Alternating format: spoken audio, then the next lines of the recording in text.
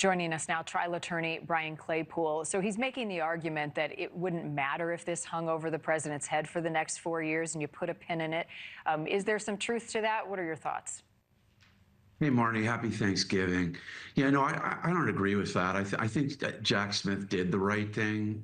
And with respect to the subversion of the election charges on January 6th, the reason why he has dropped these charges is because of a long-standing policy in our country that you do not prosecute a sitting president, because that's going to interfere, for example, with incoming President Trump's ability to carry out his duties as a president.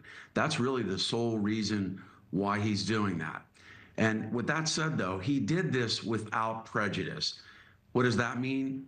That in 4 years, if a Democratic nominee gets elected into the presidency, he or she could revive these charges so they're not thrown out forever. So that's really what Jack Smith is banking on. I think deep down, he still wants to bring these charges. He can't do it now because he's got a sitting president, but he's hoping, he or somebody else is hoping that in 4 years, a new Democratic president is elected, a new attorney general is elected, and they revive these charges. There's problems with that too. There could be a statute of limitations issue.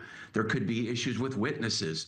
Witnesses move, they pass away. When a lot of time goes by from the date of a crime, evidence changes, and that would pose another hurdle as well. The other thing that Schiff was alluding to is that they waited too long to bring the charges in the first place. Are there some lessons learned on that side?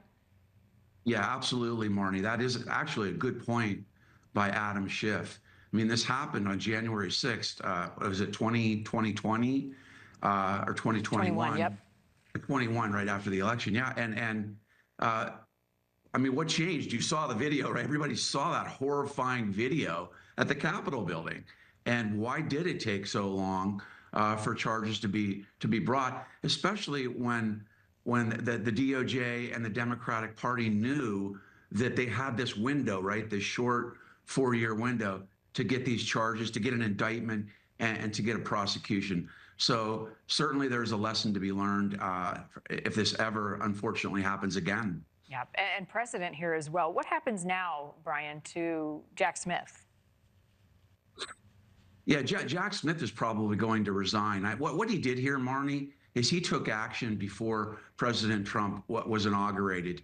Why? Because Trump would have fired him at that point if he was still sitting as a special counsel. So he took care of dismissing the subversion of the election charges before Trump was inaugurated, because he knew he would be let go and that Trump would have those charges dropped. One other quick point I wanted to make on the classified document case, there are still 2 private defendants in that case that don't get the protection that President Trump gets. So Pam Bondi, the incoming U.S. Attorney General, I think what she's going to do is probably file a motion to have the charges against the 2 other private defendants dropped as well.